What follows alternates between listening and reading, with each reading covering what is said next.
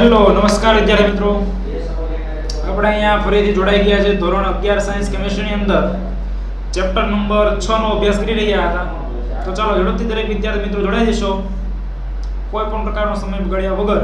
તો આપણે આગળ વધવાનું છે ચેપ્ટર નંબર 6 ઉષ્માગતિશાસ્ત્રની અંદર.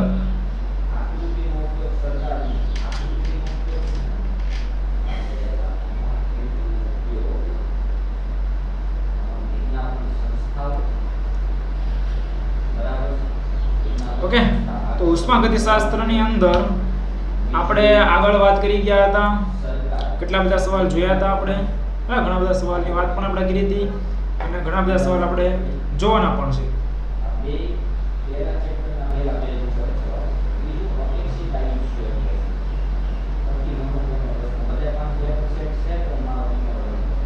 ગુડ આફ્ટરનૂન દરેકને. તો આપણે અહીંયા થર્મોડાયનેમિક્સ ની વાત કરી રહ્યા છે. થર્મોડાયનેમિક્સ એટલે કે આપણું ઉષ્માગતિશાસ્ત્ર. શું કહીએ? ઉષ્માગતિશાસ્ત્ર.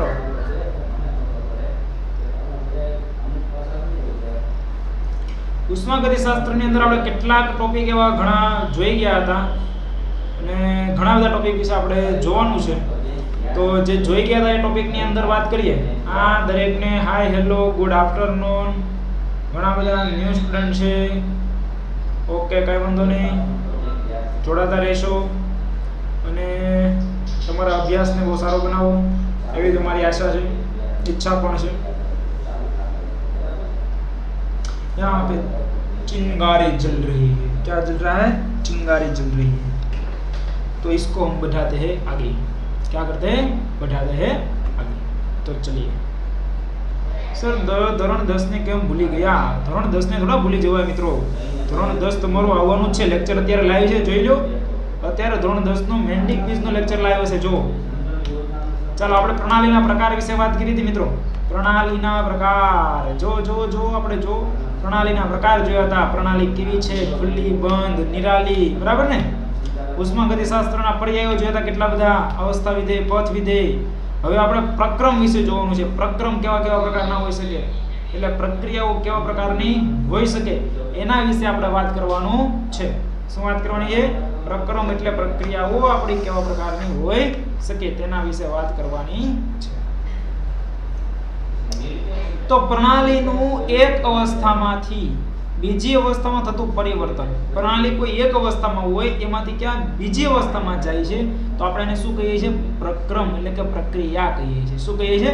પ્રક્રમ એટલે કે પ્રક્રિયા. પ્રક્રમ એટલે કે પ્રક્રિયા કહીએ છીએ.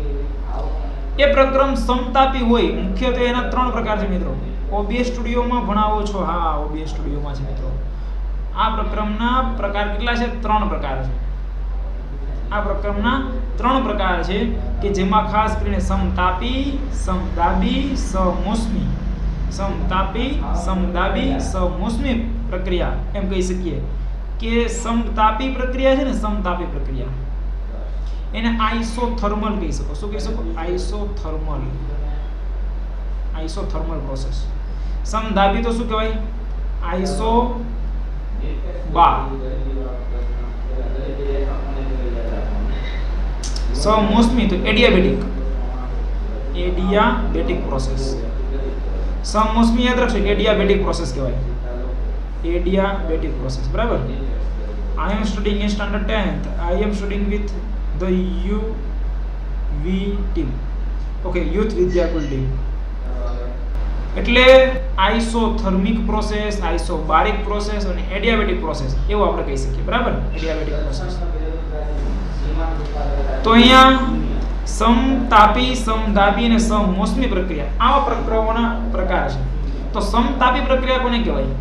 કે જે પરિવર્તન દરમિયાન પ્રણાલીનું તાપમાન બદલાતું ન હોય. આખી પ્રક્રિયા થઈ ગઈ પણ એનું તાપમાન નથી બદલાતું. પ્રણાલીનું તાપમાન આખી જ પ્રક્રિયા દરમિયાન કેવું છે? અચળ છે, બદલાતું ના હોય. એટલે શું કહેવાય? અચળ રહેતું હોય. શું હોય? અચળ રહેતું હોય. આપણે આમાં રેડ કલરનો ઉપયોગ કરી શકીએ. તો આ પ્રક્રિયાને સમતાપી પ્રક્રિયા કહેવાય. શું કહેવાય? સમતાપી. અચળ રહેતું હોય, તાપમાન કેવું રહે? અચળ. તો શું કહેવાય છે? સમતાપી પ્રક્રિયા કહેવાય છે. સમતાપી પ્રક્રિયા કહેવાય છે. ક્લિયર?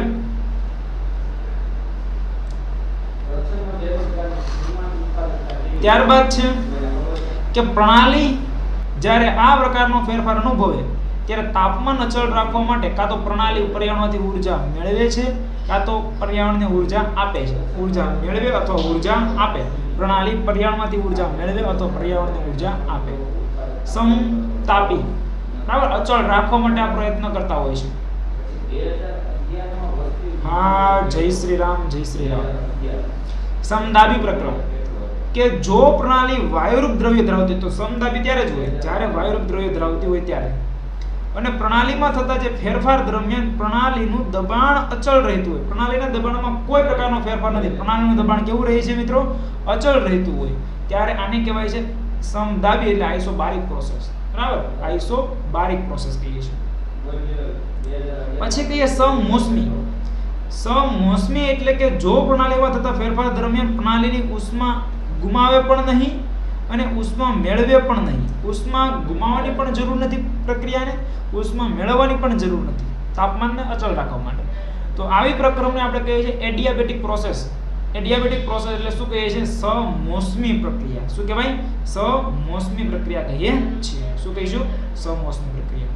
ઓકે, તો પ્રક્રમોના પ્રકાર થઈ ગયા. પ્રક્રમ એટલે કે એક અવસ્થામાંથી બીજી અવસ્થામાં થતું રૂપાંતરણ અથવા તો પરિવર્તન કહેવાય. એમાં સમતાપી, સમદાબી, સમમોસમી આવા બધા પ્રક્રમો છે. સમતાપી, સમદાબી, સમમોસમી આવા બધા પ્રક્રમ છે. એના વિશે વાત કરી.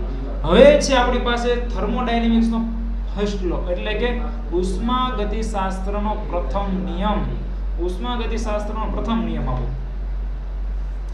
તો આ નિયમ સૌ પ્રથમ આવ્યો કે રોબર્ટ મેયર અને હેલ્મહોલ્ટ્ઝ આ નામના વૈજ્ઞાનિકો રજૂ કર્યો. એ ઉર્જા સંરક્ષણના નિયમ આધારિત છે. ઉર્જાનું સંરક્ષણ આપણે ધોરણ 9 ની અંદર, ધોરણ 11 ની અંદર તમે ફિઝિક્સમાં ભણતા હોય. ઉર્જા સંરક્ષણનો નિયમ કે ઉર્જાનું સર્જન કે ઉર્જાનો વિનાશ શક્ય નથી. ઉર્જા નવી બનાવી શકાતી નથી કે જે ઉર્જા છે એનો નાશ કરી શકાતો નથી. ઉર્જાનું સર્જન કે વિનાશ શક્ય નથી. એ વાત કરી હતી કે નિરાળી પ્રણાલીની ઉષ્મા છે એ અચળ રહે છે. નિરાળી પ્રણાલી હશે, નિરાળી પ્રણાલી કે એની અંદર આવું જોવા મળે છે. નિરાળી પ્રણાલી છે ને એની અંદર આવું જોવા મળે કે જેની ઉષ્મા કેવી રહેતી હોય છે? અચળ રહેતી હોય. તો નિરાળી પ્રણાલીની ઉષ્મા કેવી રહેતી હોય છે? અચળ રહેતી હોય છે. તો એ આપણી એડિયાબેટિક પ્રોસેસ છે, એટલે કે સમમોસમી પ્રક્રિયા છે. કેવી છે? સમમોસમી. તો સામાન્ય રીતે તેને ઉર્જા સંચયના નિયમ તરીકે, એટલે કે ઉર્જા ઉત્પન્ન કરી શકાતી નથી અને ઉર્જાનો નાશ કરી શકાતો નથી. ઉત્પન્ન પણ નથી કરી શકાતી અને તેનો નાશ પણ નથી કરી શકાતો. આ રીતે નિવેદિત કરવામાં આવે. એટલે ફર્સ્ટ લો હતું નિરાળી પ્રણાલીની. ફર્સ્ટ લો આપણે આ થઈ ગયો કે નિરાળી પ્રણાલી હોય, નિરાળી પ્રણાલી કે એની ઉષ્મા અચળ રહે છે. એની ઉષ્મા કેવી રહે છે? અચળ રહે છે. એવી આપણે વાત કરીએ છીએ. ઉષ્મા અચળ રહે, નિરાળી પ્રણાલીની ઉષ્મા અચળ રહે એવી આપણે વાત કરી શકીએ છીએ. બરાબર.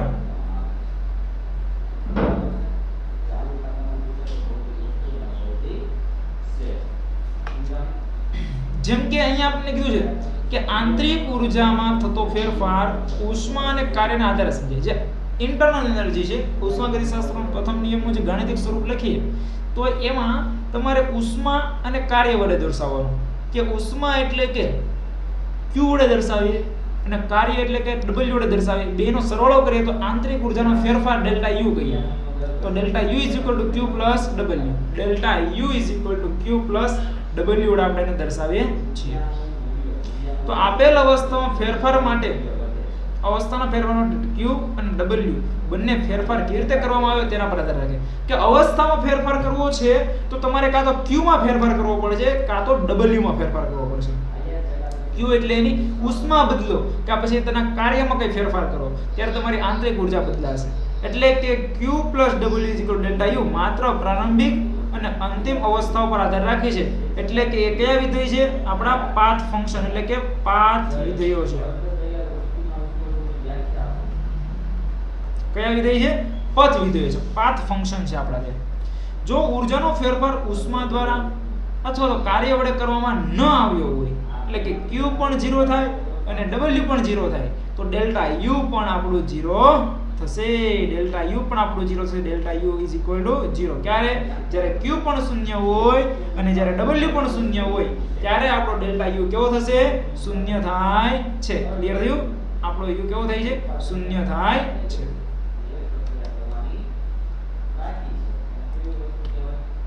હવે વાત કરી છે મોલ અને ઉષ્માગતિશાસ્ત્રનો પ્રથમ નિયમ. મોલ વિશે સમજાવવાનું છે આપણે. શેના વિશે સમજાવવાનું છે? મોલ. એટલે કે ડેલ્ટા યુ નો મોલ સાથેનો સંબંધ. મકવાણા તુષાર, જીગર પંચાલ, દરેકને હાય, હેલો, ગુડ મોર્નિંગ. બરાબર? આમ તો ગુડ મોર્નિંગ શા માટે? કારણ કે આપણે બધા પહેલી વાર મળી રહ્યા છે. ખરેખર અત્યારે તડકાનો બહુ પણ બહાર નીકળો, બહુ તડકો છે અત્યારે, તો એકદમ આફ્ટરનૂન છે અને આ આફ્ટરનૂન હવે બહુ નોર્મલ નથી રહેવાનું. આ બહુ કેવું રહેવાનું છે? હાઈ ટેમ્પરેચર વાળું, ખૂબ જ હાઈ ટેમ્પરેચર થશે. એટલે કે જેમ વરસાદ પડે, જેમ ઠંડી પડે, આ વખતે ઠંડી નથી પડી એવી બધી, પણ જેમ વધારે ઠંડી પડે એમ વધારે તડકો પણ પડતો હોય. બરાબર? બહાર નીકળો તો ખબર પડે કેટલો તડકો છે. બરાબર? આપણે તો ઘરમાં બેઠા બેઠા ખબર ન પડે. અત્યારે સિચ્યુએશન એવી છે, બહાર નીકળવાની જરૂર નથી મિત્રો. કોરોના કેસીસ બહુ વધી રહ્યા છે. બરાબર? આપણે ઘરમાં રહીએ, સુરક્ષિત રહીએ, માસ્ક પહેરીએ, તેમજ સેનિટાઈઝરનો ઉપયોગ કરીએ, સોશિયલ ડિસ્ટન્સનું પાલન કરીએ. બરાબર? આ બધી કાળજી આપણે રાખવાની છે. લોકો કહે છે, બરાબર, લોકો કહે છે, આપણે કરવાનું પણ છે. આપણે પોતાની જાતે કરવાનું છે, બીજાને કહેવાનું પણ છે. કારણ કે તમે જોઈ રહ્યા છો આંકડાઓ કેમ મોટા મોટા આવી રહ્યા છે. અને સુરતમાં કાલે 500 કેસ ઘેટા એવું કહી છે કે 2500 કેસ આવતા હતા, પણ અત્યારે 2000 કેસ જ આવ્યા. એ સારી વાત ન કહેવાય. કારણ કે મેં કાલે જે જોયું ને, તો કાલે કે ટેસ્ટિંગ જ નથી થયા, કે ટેસ્ટ નથી થયા, એટલે કેસ ઓછા આવ્યા. તો ટેસ્ટ જેમ થશે ને એમ કેસ વધારે આવશે. મેન વાત તો આ છે. એટલે આપણે આપણી રીતે કાળજી રાખવાની. બરાબર? આપણે બીજા કોઈનું કંઈ જોવાનું નથી. સમય બહુ ખતરનાક છે. ચાલો તો આપણે આગળ વધીએ. મોલ અને ઉષ્માગતિશાસ્ત્ર.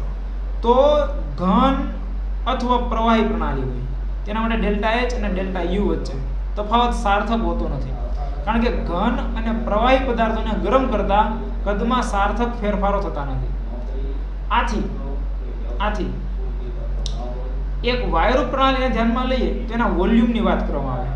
કોઈ એ પદાર્થનું વોલ્યુમ VA, એ પ્રક્રિયકો કીધા છે. બરાબર? એ પ્રક્રિયક છે અને B નિપજ છે. બરાબર? ગેસિયસ ફોર્મમાં છે. જેમાં છે ગેસિયસ. પ્રક્રિયકમાંથી નિપજ બને તો પ્રક્રિયકોનું કદ VA, નિપજનું કદ VB, પ્રક્રિયકના મોલ NA, નિપજના મોલ NB. અને અચળ તાપમાને અને અચળ દબાણે આદર્શ વાયુ સમીકરણનો ઉપયોગ કરો તો PV NRT, A માટે A મૂકો, પ્રક્રિયક માટે A મૂકો અને નિપજ માટે B મૂકો, તો PVA NRT, PVB NBRT. તમે આમાં ફેરફાર નોંધો. કેટલો ફેરફાર થયો?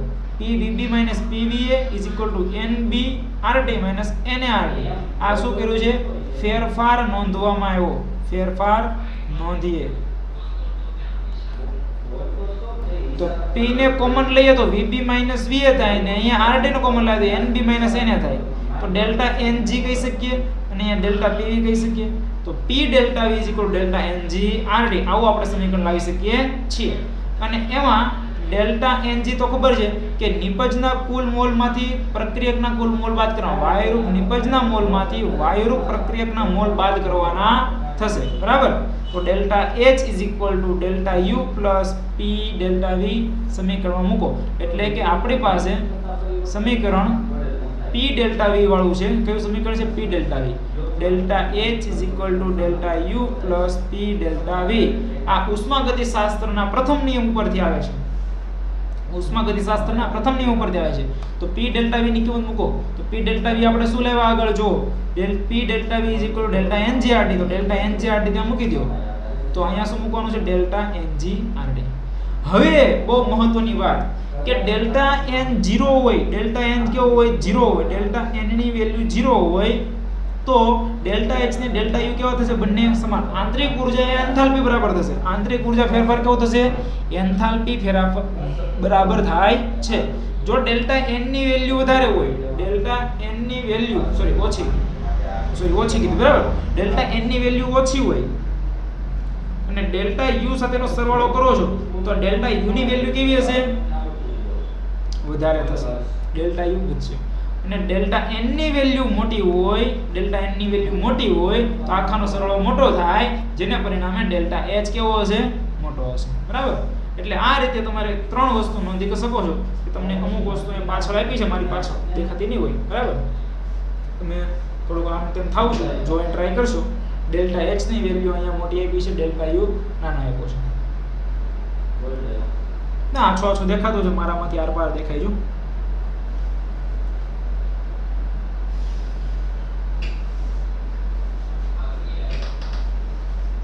દેખાય છે મારી આર પાર? બરાબર ને? એટલે આ રીતે આપણે મોલ અને ઉષ્માગતિશાસ્ત્રનો પ્રથમ નિયમ વચ્ચે સંબંધ લાવી શકીએ આપણે. ત્યારબાદ માત્રાત્મક ગુણધર્મો અને વિશિષ્ટ ગુણધર્મો, કે પ્રણાલીના જે ગુણધર્મના મૂલ્યો પ્રણાલીમાં રહેલા દ્રવ્યના જથ્થા, કદ, પરિણામ પર આધાર રાખતા હોય. બરાબર? કદ પર આધાર રાખતા હોય, જથ્થા પર આધાર રાખતા હોય, પરિમાણ પર આધાર રાખતા હોય, એના માત્રાત્મક ગુણધર્મો કહેવાય. જથ્થાત્મક ગુણધર્મો એમ કહી શકાય. જેમ કે કદ છે એન માપી શકાય, મોલની સંખ્યા, દળ, ગિબ્સની મુક્ત ઉર્જા, એન્ટ્રોપી, એન્થાલ્પી, આંતરિક ઉર્જા, ઉષ્માધારિતા, બળ, સપાટીનું ક્ષેત્રફળ, આ બધા આપણા માત્રાત્મક ગુણધર્મો છે કે જે માપી શકાય તેવા ગુણધર્મો, એને શું કહેવાય? માત્રાત્મક ગુણધર્મો કહીએ છીએ. શું કહીશું? માત્રાત્મક ગુણધર્મો. ત્યારબાદ વિશિષ્ટ ગુણધર્મો, કે જે ગુણધર્મો મૂલ્યો પ્રણાલીમાં રહેલા દ્રવ્યના જથ્થા, કદ કે પરિમાણ આધારિત હોતા નથી, પરિમાણ પર આધાર રાખતા નથી, પરંતુ દ્રવ્યના સ્વભાવ એ કેવા પ્રકારનો છે એના પર આધાર રાખે છે. એ વિશિષ્ટ ગુણધર્મ કહેવાય, ઇન્ટેન્સિવ પ્રોપર્ટી. કે જેમ કે મોલર કદ, મોલર ઉષ્માધારિતા, બરાબર, ઘનતા, વિશિષ્ટ ઉષ્મા દબાણ, તાપમાન, મોલારિટી, નોર્માલિટી, ગલનબિંદુ, ઉત્કલનબિંદુ, કોષનો પોટેન્શિયલ હોય, વિશિષ્ટ વાહકતા હોય, વક્રીભવનાંક, પૃષ્ઠતાણ, સ્નિગ્ધતા, pH, બરાબર, બાષ્પ દબાણ, આ દરેક મૂલ્ય છે કે જે તમે કહી ના શકો કે જેના મૂલ્ય ઉપર આધાર, એટલે કે એ જથ્થા ઉપર આધાર રાખતા હોય, એના પર આધાર રાખતા નથી. આ બધા જ ગુણધર્મો છે કે જે બે માત્રાત્મક ગુણધર્મોમાંથી એક વિશિષ્ટ ગુણધર્મ તમે લઈ શકો છો. જેમ કે દળ અને કદનો ગુણોત્તર લ્યો તો તમને ડેન્સિટી મળે છે, તો આ બંને કેવા છે? માત્રાત્મક છે. એમાંથી આ કેવો મેળવો? આપણને વિશિષ્ટ ગુણધર્મ મળી આવ્યો. કેવો ગુણધર્મ મળ્યો છે? વિશિષ્ટ ગુણધર્મ મળે છે. બરાબર? પછી એકદમ સરસ સવાલ પૂછાતો હોય, સીપી અને સીવી વચ્ચેનો સંબંધ તારવો. સીપી અને સીવી વચ્ચેનો સંબંધ તો જો અચળ કદે થતો તાપમાનના ફેરફાર માટે ઉષ્માધારિતા લ્યો તો CV = QV / ડેલ્ટા T થાય. બરાબર? એટલે તમે એ લખી શકો કે QV = આને સામે જવા દો તો CV × ડેલ્ટા T. CV અને ડેલ્ટા H ને અચળ કદે જે QV કીધું ને, અચળ કદે ઉષ્માધારિતા, એના માટે તમારે ડેલ્ટા U પણ મૂકી શકો. શું મૂકી શકો? Delta U. ડેલ્ટા U પણ આના માટે મૂકી શકો છો. અચળ દબાણે વાત કરો, અચળ દબાણે ઉષ્માધારિતા, તો CP =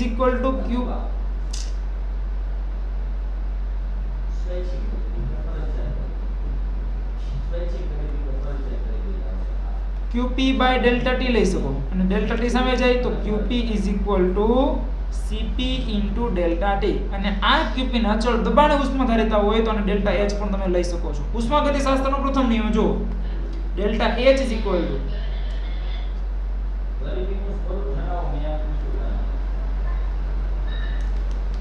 delta H = delta U + P delta V.